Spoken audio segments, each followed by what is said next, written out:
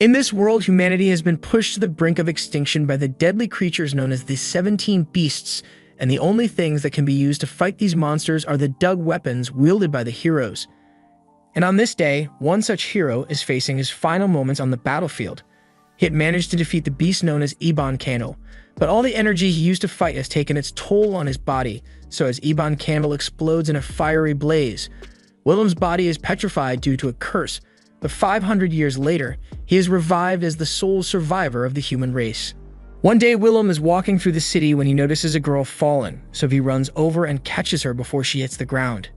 People gather around to see what the commotion is, but instead of helping, they begin looking at her in disgust because she doesn't have any animal features. Catholi apologizes to Willem for all the trouble she caused, but he says it's not a big deal and asks her if she's new around here.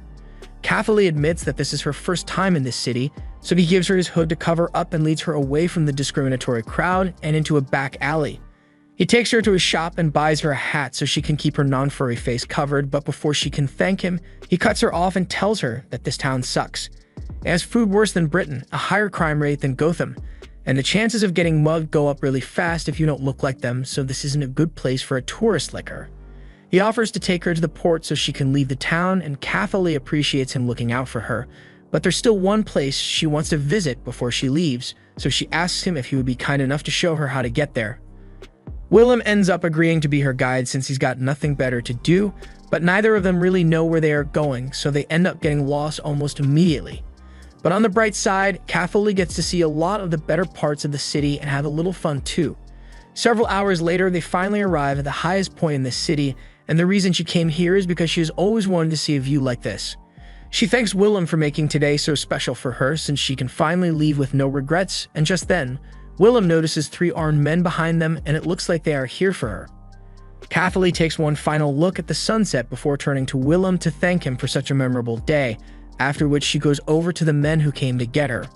Willem can obviously tell that this situation is strange, but he'd rather mind his own business than get involved in someone else's drama. Later that night, Willem goes to meet one of his friends, Grick, at the pub and asks how his other buddy, Anara, is doing. But unfortunately, Grick tells him that Anara messed up this morning and got himself eaten on the surface. Willem doesn't really know what to say at this point, so he apologizes for bringing it up, but Grick says there is nothing to be sorry about since they are salvagers and all salvagers have to be willing to accept death when they go out looking for treasure. Willem still looks upset, so Grick tries to cheer him up by telling him he's got some good news to share. He's got a great job lined up and Willem is intrigued at first, but when Grick mentions that it involves working for the military, he loses all interest. Grick tells him it'll be a good opportunity to make a lot of money, but Willem brushes him off and says he appreciates Grick looking out for him, but he doesn't want to get another job. He knows Willem is still dealing with the guilt from his past and can't bring himself to pursue happiness, but he's got to learn to move on with his life. Since Grick is being so insistent, Willem decides to go along with it and says he will do the job, so he asks for the details. Grick is excited and tells him it's a really easy gig since all he has to do is act as the caretaker for some special weapons in a military warehouse. That sounds shady, but Willem already decided he was going to go through with it, so later that night, he arrives on the island where he will be fulfilling his caretaker duties. However, as he is walking towards the warehouse, he suddenly gets attacked by a little girl with a stick, and even though he could easily dodge her, when she loses her balance, he chooses to save her instead. So he ends up falling in the muddy water instead. Just then, the girl Willem met earlier today comes up running up and she's shocked to see him here. Willem is equally shocked to see her and he has a lot of questions, but right now he's soaking wet and dirty, so he wants to get cleaned up first. Willem is taken to the warehouse where he has a shower, but now he has even more questions, since this place seems way too nice to be a warehouse. Once he's done, he gets dressed and walks out, but to his horror, he finds Niglado standing outside the door. He tries to act like he didn't see her, but she excitedly grabs him since she's so happy to see him again. Willem had hoped to avoid Niglado for the rest of his life, but unfortunately, she works here too, so Willem is going to be stuck with her from now on. Niglado decides to show Willem around a little and explains that this warehouse is run jointly by the Military and Merchants Guild, and she's here as the guild representative, so obviously Willem is the military's representative. And personally, Niglado thinks he looks really good in his uniform, but hearing compliments from her just makes him worried that she might eat him.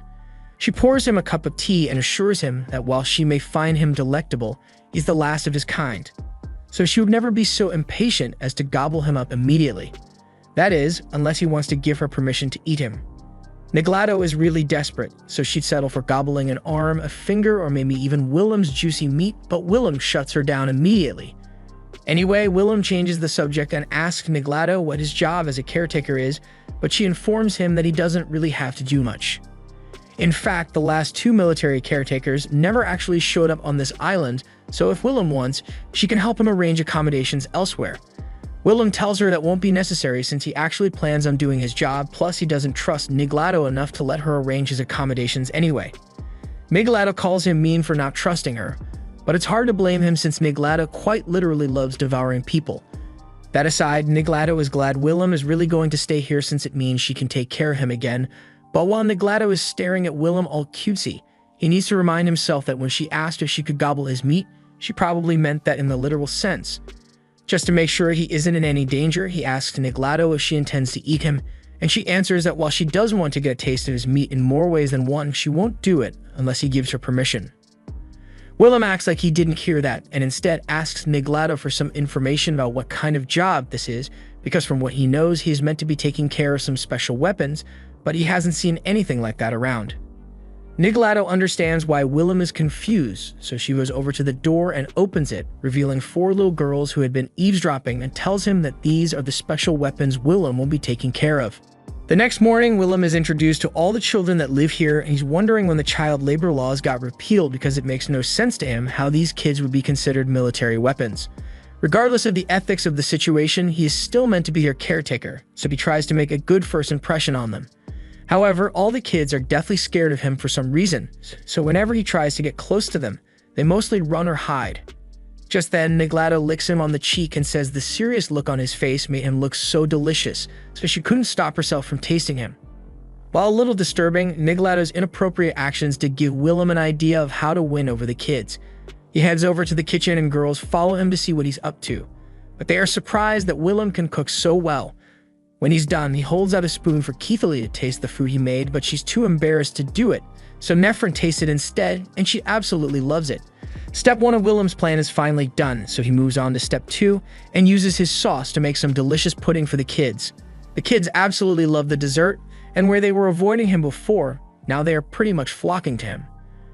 A little while later, he's outside watching some of the girls play with one another, but while chasing after a ball, Almida falls off a cliff. None of her friends really seem to care though, so Willem runs down to check if she's alright. Almida is clearly not alright, but she kinda just awkwardly laughs about nearly getting herself killed and hobbles over to get the ball despite her severe concussion. Willem is starting to realize that something is off about these girls, so after treating Almida's wounds, he asks Niglado for a proper explanation. Niglado asks him if he's sure he really wants to know, because once she tells him the truth about the girls, he won't be able to look at them the same way ever again. Willem is already well aware of the 17 beasts that roam the surface, so Niglado leads Willem down into the basement where the weapons used to fight those beasts are kept. Willem is shocked to see this since these are all dug weapons used by the human braves centuries ago, and the only people capable of wielding the weapons are humans. But the beasts wiped out almost all life on the surface, including the humans, so all the surviving species were forced to live on various floating islands. Normally, there would be no one left to use the dug weapons, but that's when Niglado informs Willem that those girls are a special species of fairies called leprechauns, and they have mimicked humans for so many years that they are practically the same as humans, and as such, they are capable of using the dug weapons. And to make them effective weapons, the girls have been raised to have no regard for their own lives, so they would happily march to their deaths at any time. In fact, Willem is informed that Keithalie and Aithia are out on a mission right now, so he heads to the port to wait for their return since he's worried about them. Thankfully, the two of them return in one piece, but while Aithia seems to be perfectly fine, Keithalie is out cold.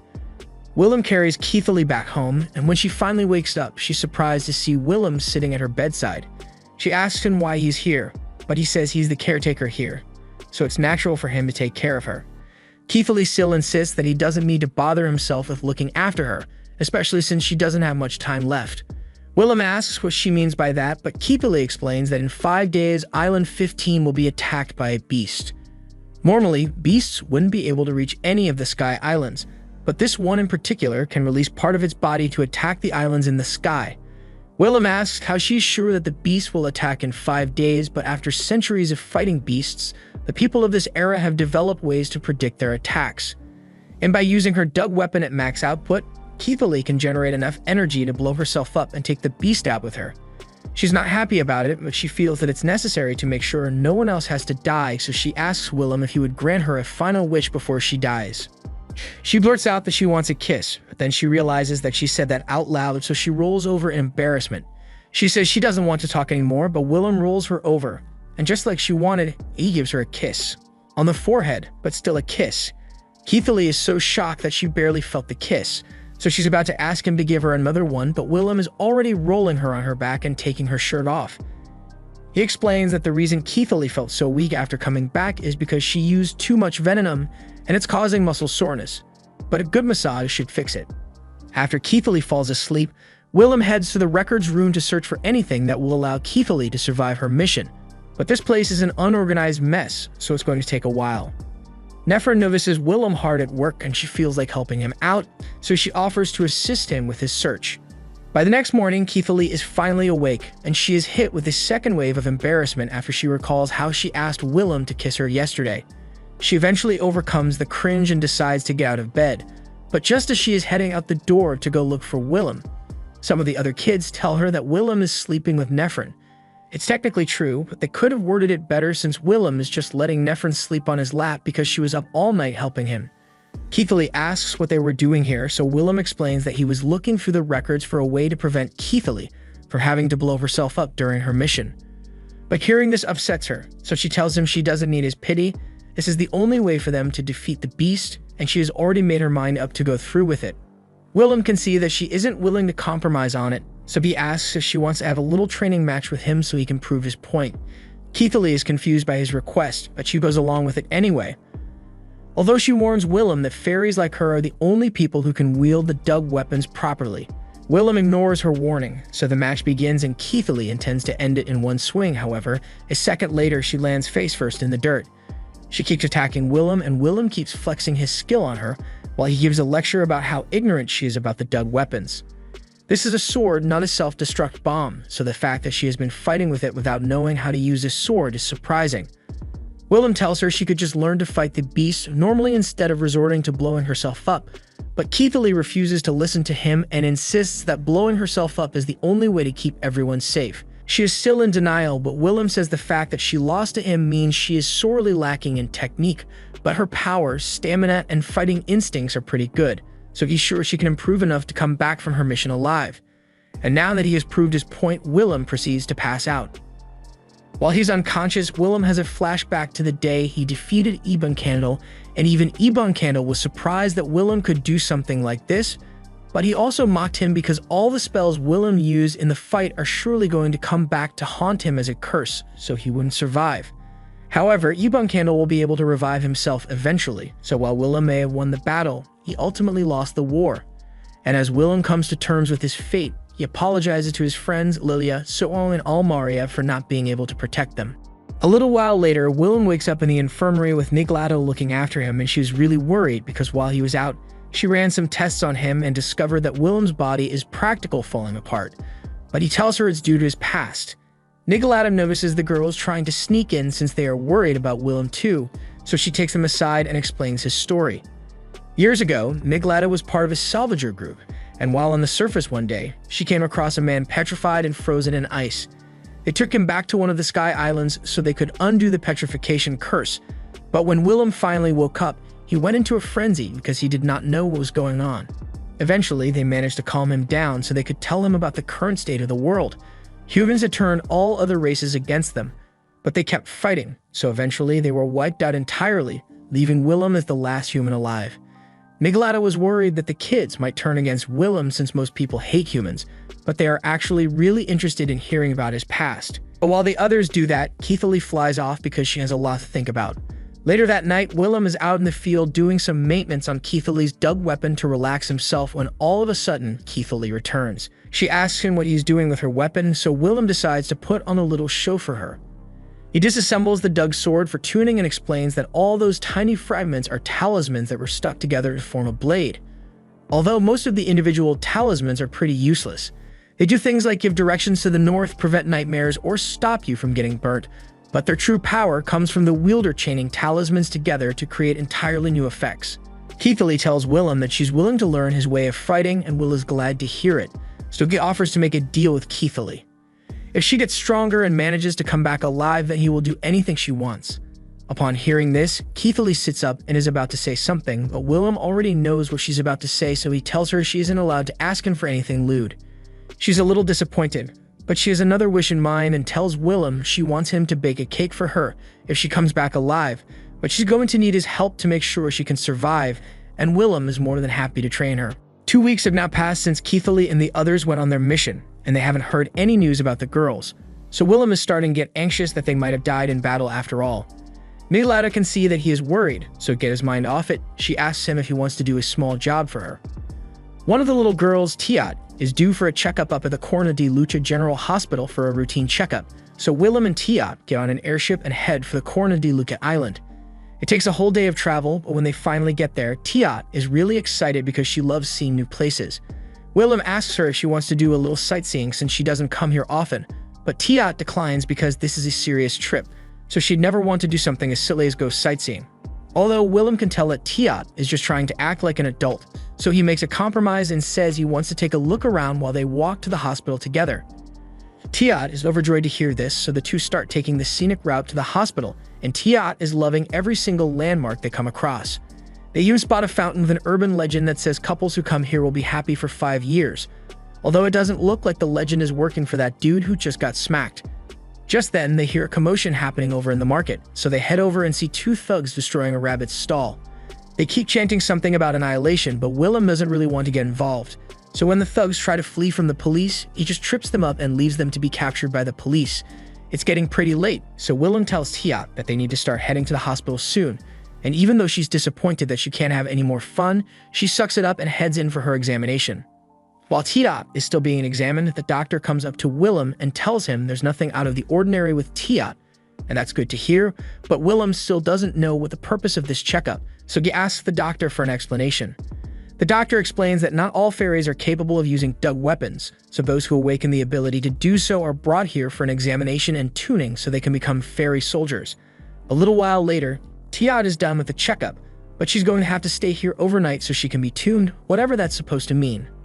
The nurse tells Willem that the procedure will be done by noon tomorrow, so Willem asks Tiat if she'll be fine staying here by herself. Tiat tells him he doesn't have to worry about her, but she's curious about where Willem will be sleeping since he can't stay here. Willem tells her that there's a special rest house reserved for officers like him, and as it turns out, being their caretaker puts him pretty high in the military rankings. He is ranked as a technical officer, and with that rank comes the perk of this amazing room in the local military base, so Willem spends the night here, and the next day he prepares to go pick Tiat up. However, as he's about to leave the base, he accidentally bumps into a dog woman. This was clearly an accident, so he tries to move on and continue with his plans, but the woman stops him because she has a favor to ask. She wants to know if Willem can help her get in touch with Limeskin since there's something she needs to discuss with him. But Willem tells her that Limeskin is currently with Keithley and the others fighting a beast, and a magic barrier was put up around the area, so communications would be impossible. Just then, here's some soldiers panicking because they just received some news about the mission Keithley was sent on, and to his horror, they tell him that the mission was a failure. Willem falls to his knees in tears at the realization that Keithley and the others most likely died in battle. However, even though the mission was a failure, it turns out that Keithley and the others are actually still alive, so the second Willem sees them, he runs to hug Keithley as fast as he can. During that battle, all the training Willem gave Keithley was really paying off since she was dominating the battlefield all on her own, so the mission was on track to be successful, but unexpectedly, a second beast appeared out of nowhere, and this one was much stronger than the initial threat, so Limeskin ordered everyone to retreat and declared this mission a failure since there was no way they could win at this point. However, Keithley refused to accept that since she promised Willem that she would win and come back alive, so in order to make sure they don't lose to the beast, she was prepared to charge back in alone. But as she approaches, she begins seeing horrifying visions that stop her in her tracks. In the end, they had to retreat after all, and they were forced to crash the entire island to get rid of the beast, but Willem is just glad they all made it back all right. Limeskin commends Willem for the training he gave Keithley, because it really made a difference in her combat abilities.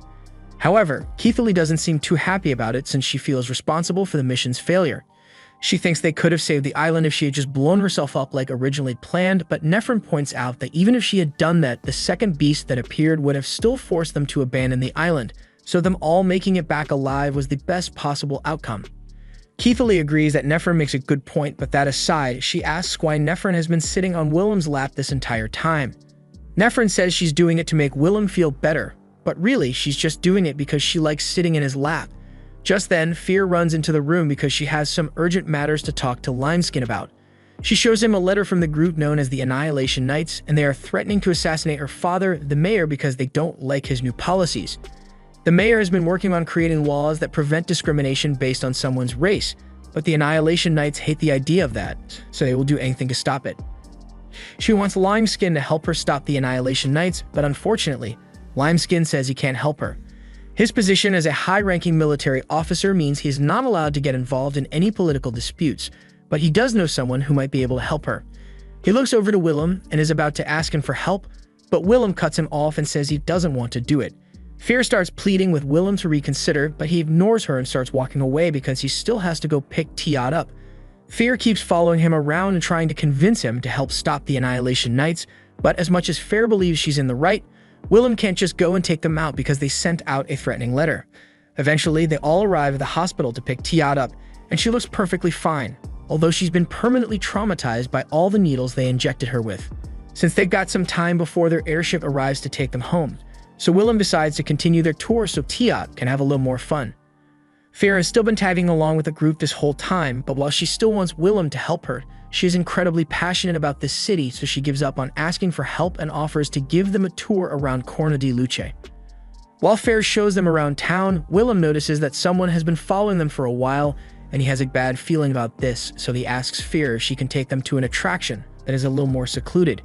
Fear doesn't know why he'd want to go to an unpopular spot, but she goes along with his request and leads them all to an old wishing well in a back alley. Once they are away from the rest of the public, the people who were following them reveal themselves as the Annihilation Knights, and they say they are here to kidnap Fear so they can blackmail the mayor into stepping down. Willem couldn't act before because there wasn't enough justification, but attempting to kidnap someone in broad daylight gives him a pretty good reason to get involved now.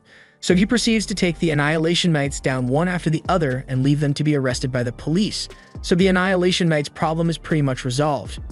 Afterwards, he and the girls head for the port so they can go home, but at the gate, Willem finds a man waiting for him. He says there's someone who wants to meet Willem, but Willem isn't interested in any meetings right now. But when the man mentions the name Suong, Willem is forced to agree to the meeting. After a long trip, the girls finally return home, and Neglado is elated to see them all back in one piece instead of in chunks. But Keithley doesn't seem like she's in a good mood. She had planned to surprise Willem by making it home safely, but the surprise has already been ruined, and now he's not even here to celebrate with her. Meanwhile, the great sage, Suong, is being led to the meeting room and is informed that there's a man waiting for him who is capable of tuning dug weapons. Suong doesn't believe it at first since there's only one man who is capable of tuning dug weapons, and he's long dead by now. However, to his utter shock, he sees that man sitting right in front of him. Willem is glad to see Suong again after so many years, and Suong has a lot of questions to ask, so they sit down to catch up with one another. Willem explains that he was petrified on the surface for 500 years, but he was found and revived. However, Willem is curious to find out how Suong is still alive since 500 years have passed. Suong reveals a mass of dark energy swirling in his chest where his heart should be. On the day of their final battle, Suong was killed along with Amissa, but just before he died, he placed a curse on himself to stay alive. Now he can no longer die of injury or old age, but he can't call himself a human anymore. But even with his current circumstances, Suong is actually pretty happy with his life, so he doesn't want Willem to feel sorry for him. Willem is just happy that his close friend is still alive, but he is quite surprised that Amissa of all people died in that battle because he was sure that if anyone could survive that calamity, it would have been her. Willem, Suong, and Amissa used to be practically inseparable back when they were kids. Willem is glad he got the chance to reminisce with an old friend, but Suong is in a bit of a dilemma because he doesn't know what to do with Willem now. Willem is the only person capable of tuning the dug weapons, so he is a perfect fit for the caretaker role, but Suong would have loved to give Will a higher position in the military though.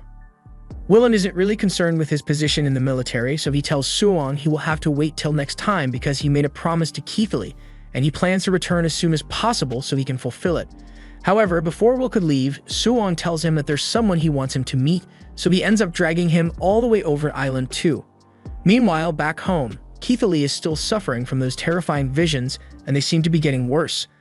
Over on Island 2, Suong introduces Willem to this disembodied skull, and Willem is confused at first, but he soon recognizes it to be the same Eben Candle he killed 5 years ago.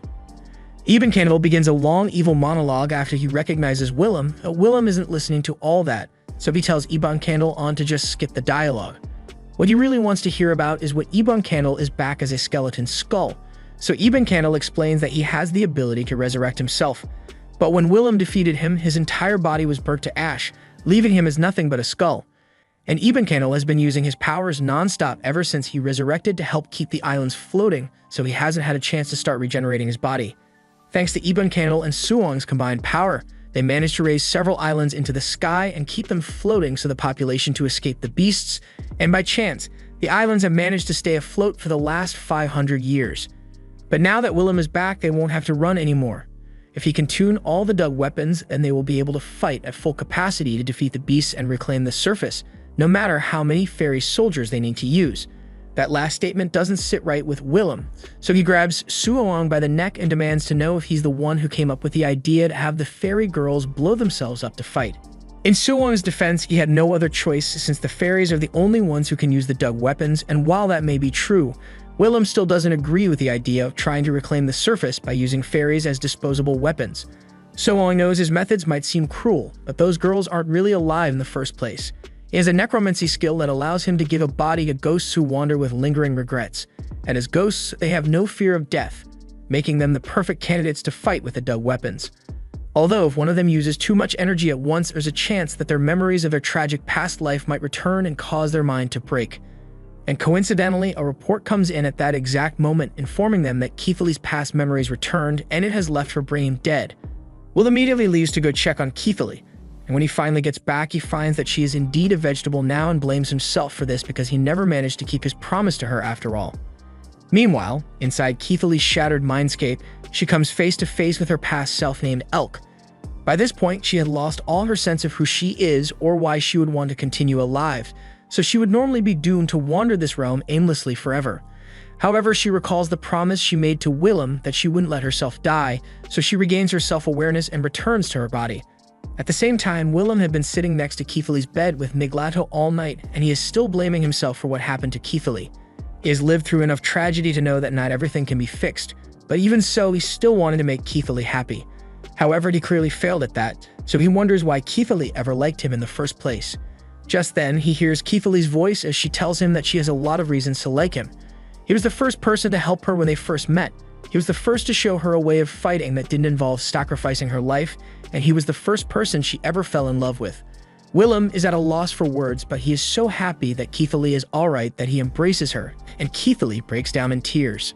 The next day, Willem begins training some of the other girls in the front yard, and Keithley seems to be doing a little better, but for some reason her hair has started changing color. Elsewhere, on one of the surface surveillance ships, two fairy soldiers, Moff and Ron, are in their room while Ron takes a look at some of the ancient books they found on their recent expedition. The book says that humans were never meant to exist in this world in the first place, but they were brought here by the gods. And eventually, the humans created the beasts in their misguided pursuits, leading to the destruction of the surface world. That's all Ron could read from the book since she doesn't understand the old human language well, but before she could come to any conclusion, there's a knock at the door, and it turns out to be Grick. So he introduces himself to the two and tells them that he's a salvager. Back at the warehouse, everyone is glad to see that Keithley isn't a vegetable anymore. But since this is the first time a fairy has ever recovered from a mind break, she wants to run some tests on Keithley to make sure she's really alright. Miglata runs a couple tests on Keithley's blood, but even after the tests, she still has no idea what's happening to Keithley. Keithley asks if there's something wrong with her, but Miglato tells her that there's nothing particularly wrong with her body. The only point of concern is that when Miglato ran the silver blood test that detects spirits, there was no reaction with Keithley's blood. Fairies are technically spirits, so normally Keithley's blood should have immediately turned black, but since it didn't react, at least scientifically, Keithley is no longer a fairy. Keithley asks if that's the reason her hair changed color as well, but Miglato has no way of confirming that. She'll need to run a few more tests, but for now, she tells Keithley that she doesn't need to worry since her body is perfectly healthy. However, she warns Keithley not to use her dug weapon for a while since there's no telling what kind of reaction her body might have to it. Keithley understands, but she's not sure what to do with herself if she's not allowed to fight, so Nicolado suggests she could try getting Willem to fall for her. She pretty much confessed to him last night anyway, so if she wants him to stay with her forever, then she's going to have to go all the way. Keithley decides to take Miglado's advice and starts learning how to do household chores in hopes that it will get her close to Willem and make him think of her as wife material. But while she's doing that, Willem and Miglado go to have a meeting with Limeskin. Limeskin is currently under suspension over the failed defense attempt with Keithley, but he wanted to discuss what they are going to do about her responsibilities. Right now, Keithley can't genetically be considered a fairy, but according to military protocol, she's still on active duty, so there will be problems if she ends up being called to action. Miglado asks if Limeskin could do something to get Keithley taken off the rosters for now, and normally he would be able to. But if an order comes from someone who outranks him, there's nothing he can do. Just then, Willem comes up with an idea and asks the two of them if they know the great sage, Suoan. They tell him that everyone knows him as he holds the most powerful within the military, so Willem tells Miglado to write a report specifically mentioning Willem's name, and saying he wants to be given full authority over Keithley. He's sure Suoan is going to approve it to get on Willem's good side again, but there's still the problem of finding someone to replace Keithley since Aethia and Ren won't be able to handle threats on their own and the rest of the girls aren't ready to fight yet. Miglado informs Willem that there are actually two more active duty fairies, Moff and Ron, but they are currently stationed on a salvage ship as security. However, as we check in on Moff and Ron, we see that the salvage group they are guarding is currently under attack by a beast. The regular soldiers try shooting at it, but their bullets do absolutely nothing, so the beast begins slaughtering them one by one. Rick has had a few run-ins with beasts like this, so he pulls one of the soldiers behind cover and warns him to stay silent because this beast reacts to sound and motion, so if everyone just stays perfectly still, they will be fine. Unfortunately, the dumbass captain decides to start up the ship to ditch all the salvagers and escape. But as it turns out, starting up a ship involves a lot of noise and motion, so it gets the attention of the beast.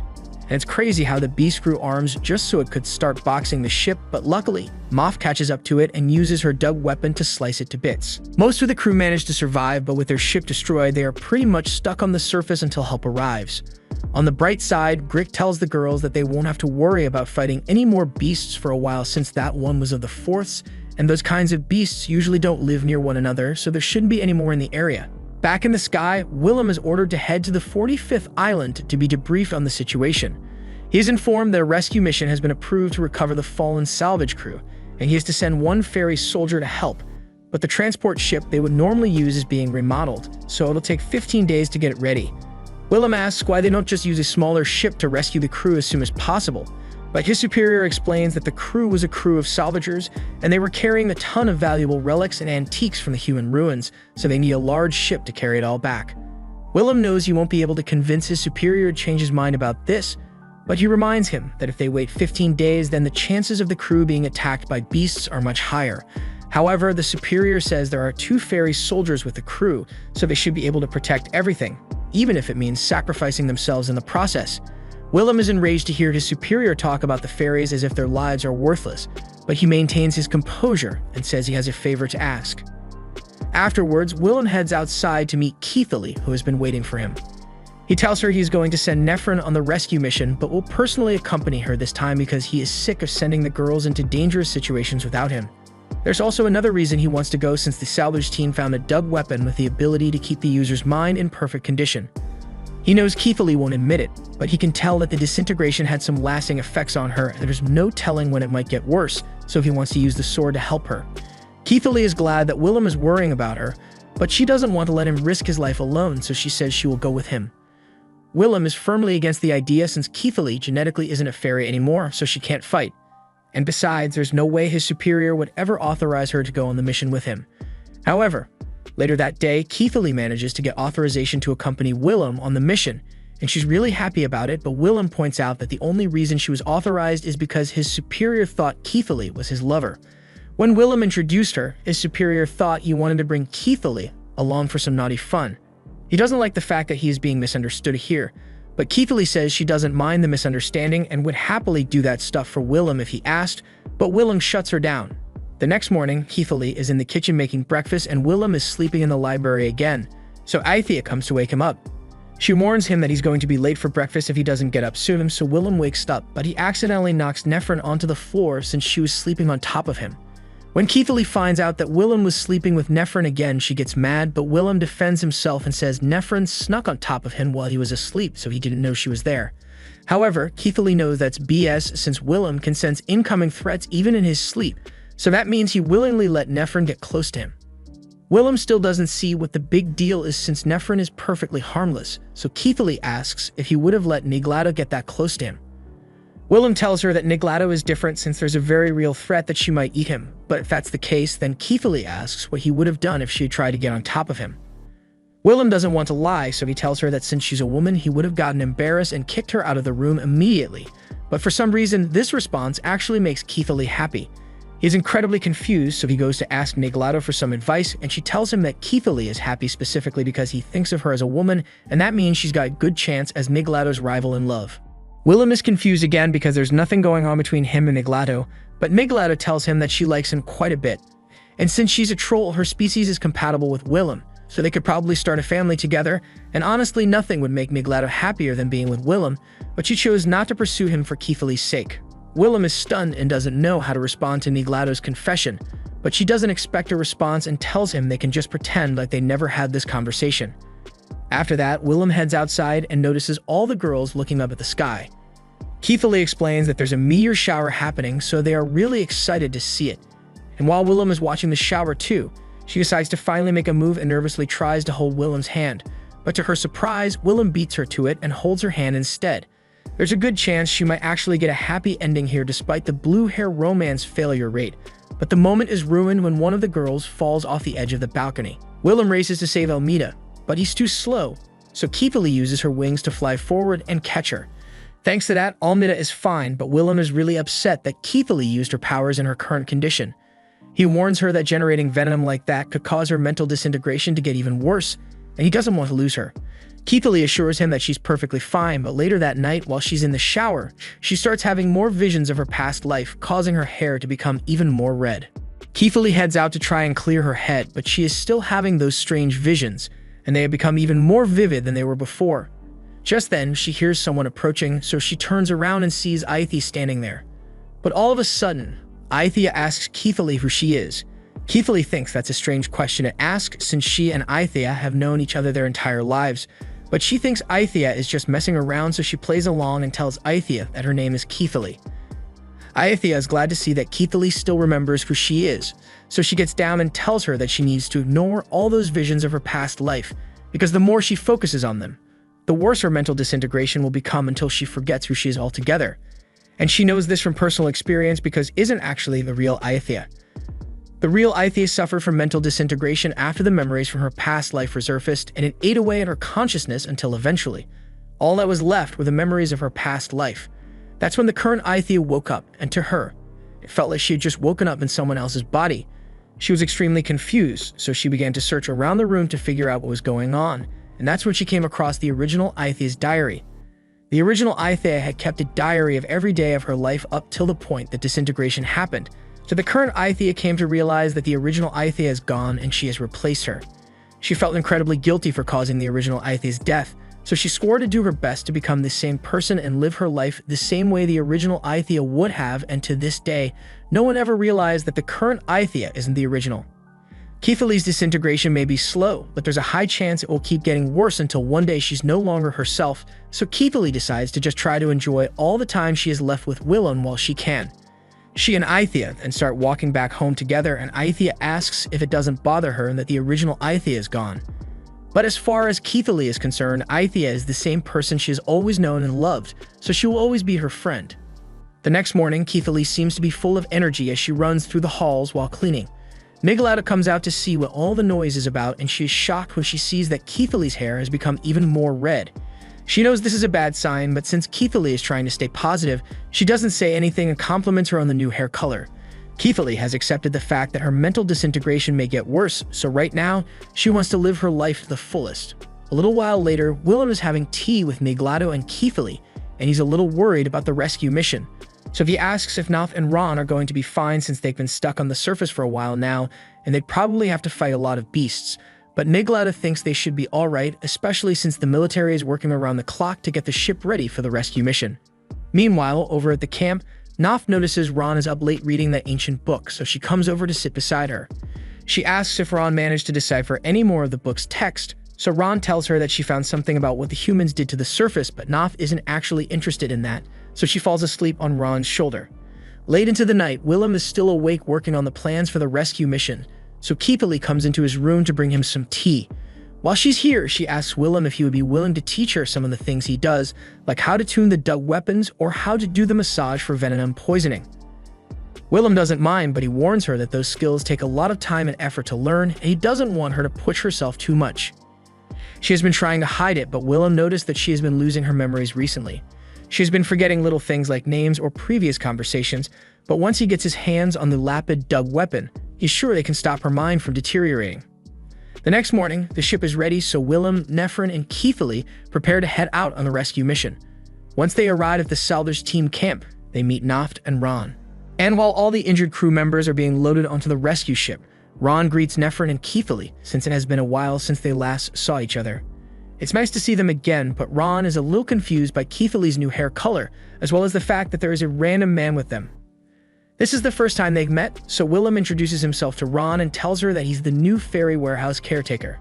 Since Willem doesn't have any animal features, Ron thinks he might be a troll like Niglado, maybe even her husband, but Willem corrects her and says he is just a human. Neither Ron nor Naf believe that Willem is really a human, and Willem doesn't really want to waste time trying to prove it to them. So he changes the subject and says there's something he wants to do for them.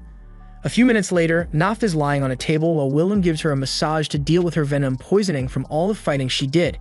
And Naf absolutely loves it, but Ron refuses to sit back and watch her friend get touched. However, a moment later, Willem is touching Ron, and as much as she wants to stop him, she's really enjoying the massage. So much so that she's making inappropriate noises, and Willem is starting to feel a little uncomfortable because of it. When he's eventually done, Naf thanks Willem for his massage since she feels a lot better now, and Ron begrudgingly admits that Willem's technique was effective, but she's never letting him do it again. Willem can tell that Ron is having a hard time trusting him, and she says that's because he's a human, the species that released the 17 beasts into the world, so it's natural for her to dislike him. After the appearance of the beasts, the landscape of the world was completely destroyed in a matter of weeks, but to this day, no one knows how the beasts managed to reproduce so quickly, or how they exist in the first place. There's a possibility that they are some kind of failed bioweapon made by the humans, but for that to be the case, something must have been used as a host to grow and construct them. Keithley thinks it's ironic that the beasts are bioweapons made for the sole purpose of fighting, because that's the exact same reason fairies were made, with the only difference being that they fight the beasts. Until Ron knows the whole truth about the beasts and the role humans had in their creation, she can't bring herself to trust Willem, so she walks away. Naf, on the other hand, kind of likes Willem, but since Ron is walking away as her friend, she goes with her. Willem doesn't want to sit around all day, so he says he wants to go over to the ruined site and see what's going on over there. But he strictly forbids Keithley from coming with him since he doesn't want her to push herself too hard. Keithley doesn't like it, but she promises to stay on the ship since Willem insists.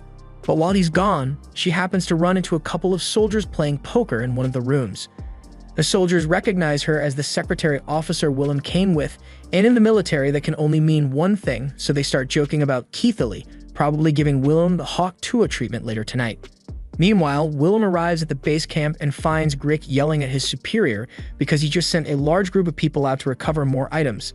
The superior doesn't understand why Grick is so angry, so Grick explains that every time a group of more than 7 has gone on a solo expedition, they never come back alive.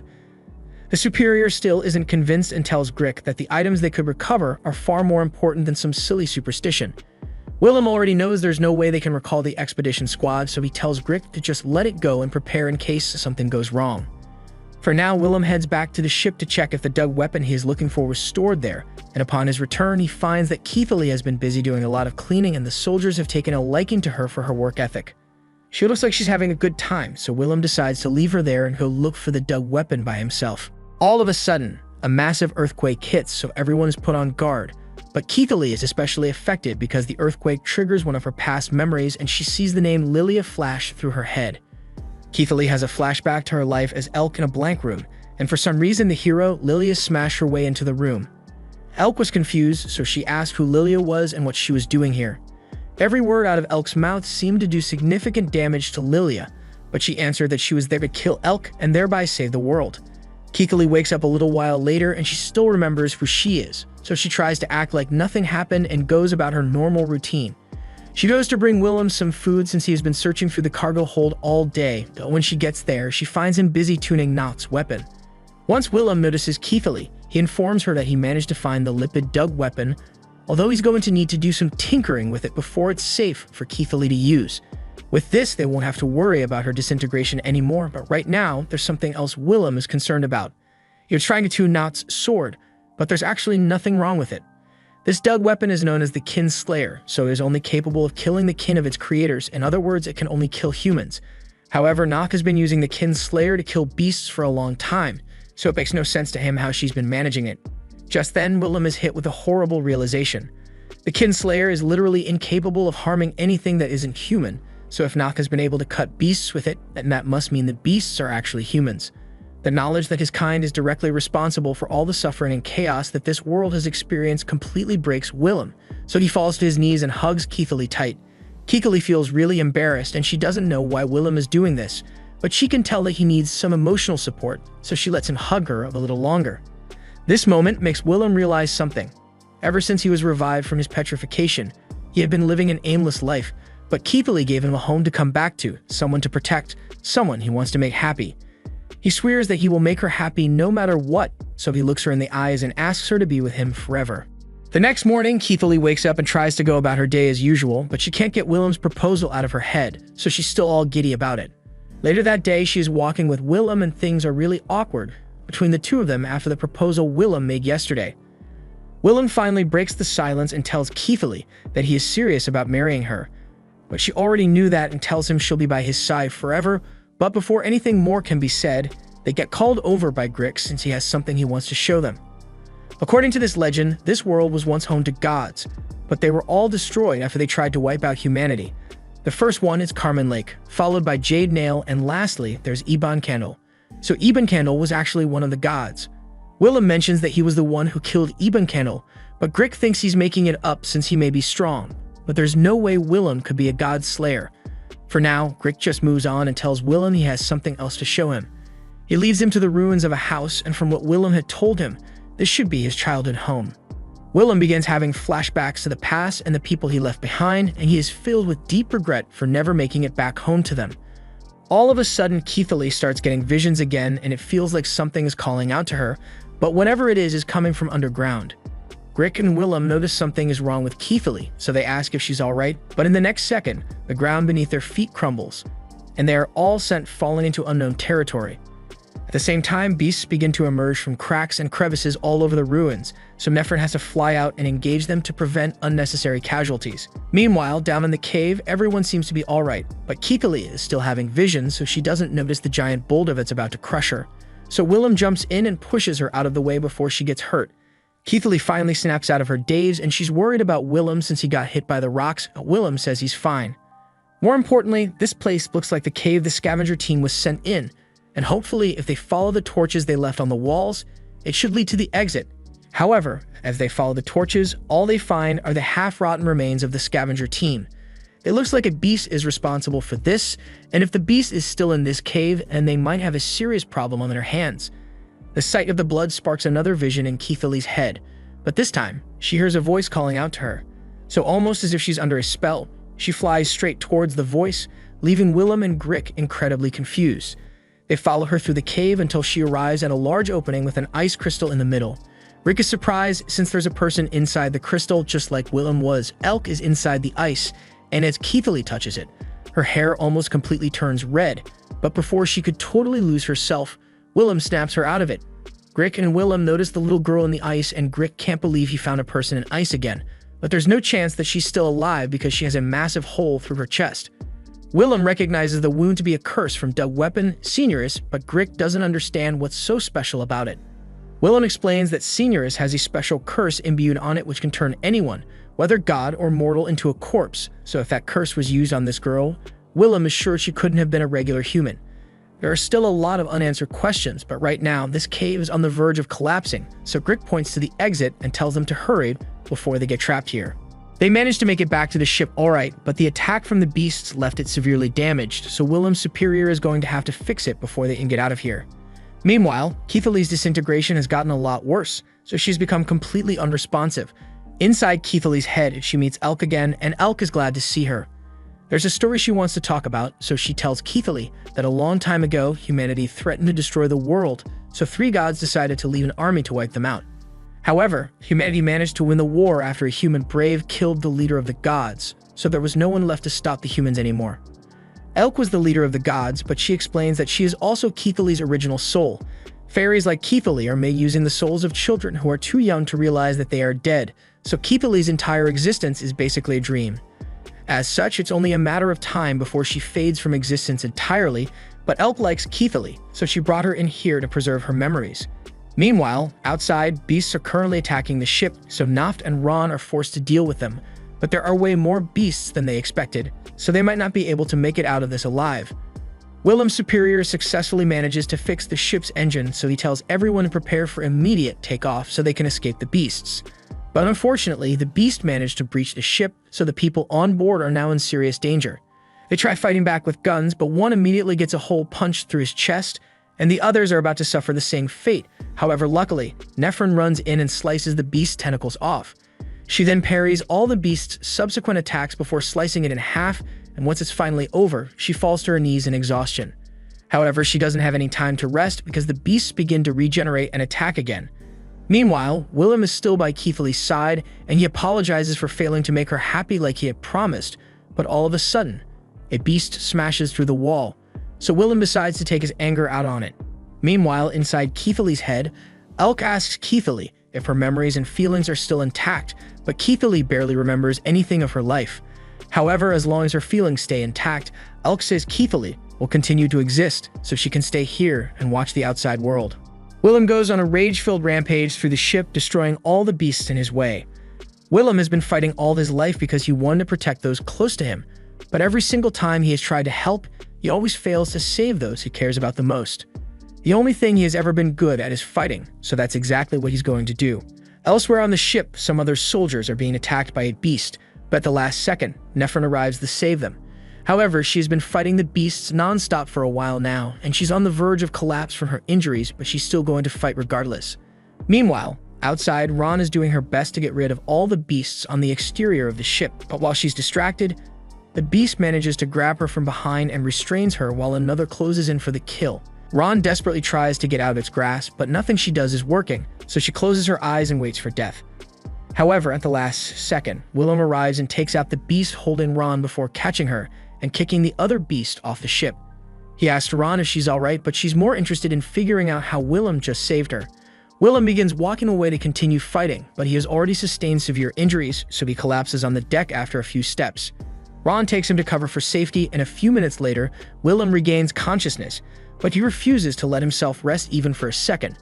Ron tries to stop him and says he will end up killing himself if he goes back out there, but Willem doesn't listen to her. Fighting is all he is good at, so he's going to fight till the end, even if it kills him. But before he goes, he warns Ron not to use her powers too much, because all this fighting would push any fairy to the brink of venom overload. From her mindscape, Keithley watches as Willem walks through the ship with a death wish, and she doesn't like it, so she tells Elk that she has a favor to ask. Elk already knows what Keithley is going to say, so she outright refuses. Keithley tells her she made a promise to Willem that she would always be by his side, plus there's something she still needs to tell him. Elk tries to talk Keithley out of it, since if she goes back, she will fade away entirely, all her memories, all her feelings. Keithley as a whole will cease to exist. Keithley doesn't like the idea of disappearing forever, but she hates the idea of Willem dying alone even more, so regardless of the consequences, she wants to go back to him. Back on the ship, Nephron is still fighting the beasts, and she's still holding her ground, but the venom buildup is starting to cause her mind to disintegrate as well, so she gets knocked into a crate. She is starting to lose control of her body, and she knows that there's no way she will survive at this point, so she gives up on trying to keep her venom at a moderate level and goes all out to kill the beast.